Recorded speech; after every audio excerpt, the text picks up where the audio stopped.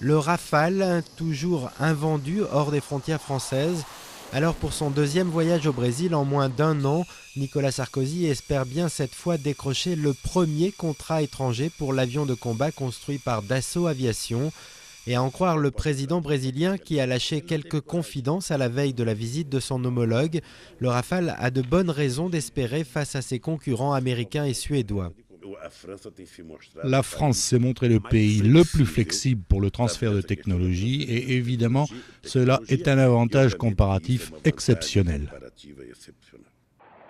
Un avantage qui permettrait à Dassault Aviation de remporter un contrat estimé entre 3 et 4 milliards d'euros.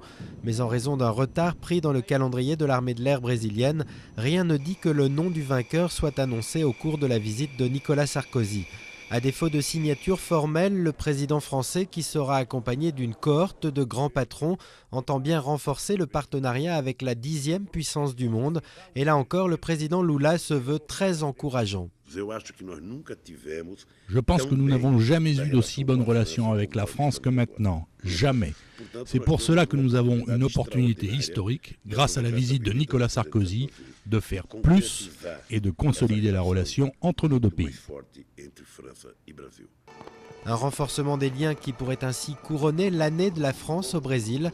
Démarrée en avril dernier, elle doit s'achever à la mi-novembre.